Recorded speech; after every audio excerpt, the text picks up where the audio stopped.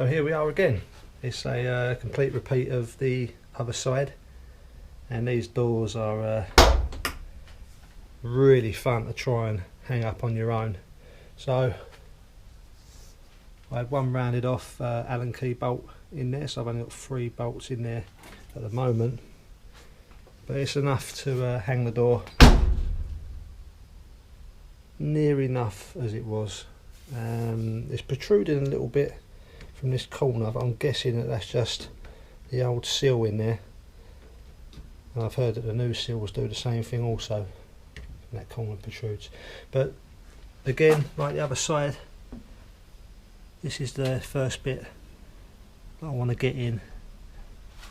So I've got it's equal to the other side also. It's got about 1.5 centimetre gap on this portion now, and I'm running about a 6mm gap all the way along there. So I think I'm going to make up some braces, tack weld this section to the remains of the wheel arch inside. A little bit dark in there.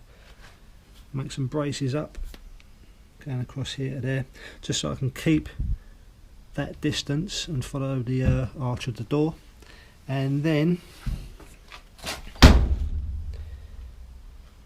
it's a case of pushing this rear section in, lining it all up, see what I've got.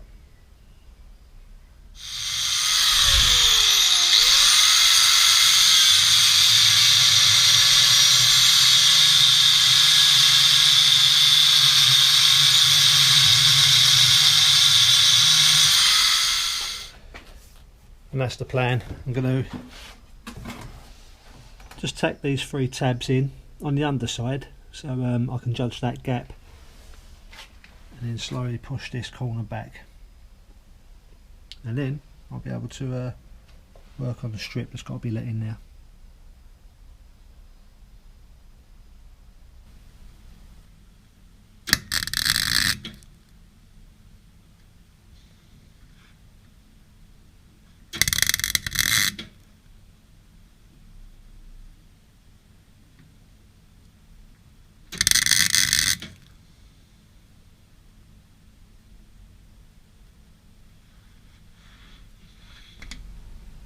Now hopefully that'll do me.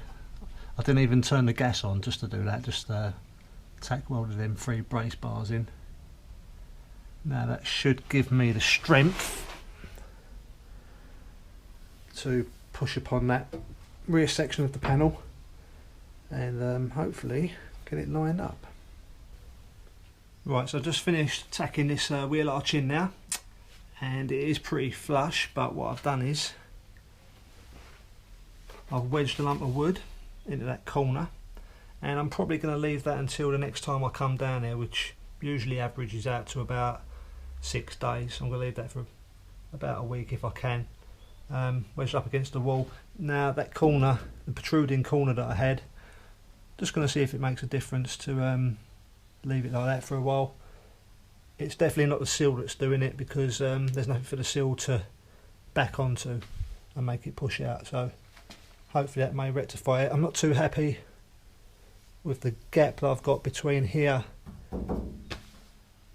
and that B pillar, but I'll try and work something out with that. It's okay down the bottom piece, but I've even tried to drill a hole on the inner side as an access to try and hammer the lip that adjoins to that B pillar, but it's still quite gappy. I'm going to try and have to come up with a solution for that. But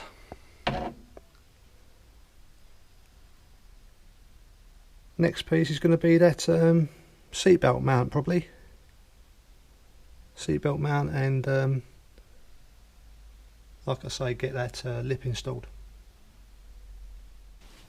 Finally got the new brake put together as well, a bit more heavy duty than the last one, so another little project that I can get on with now.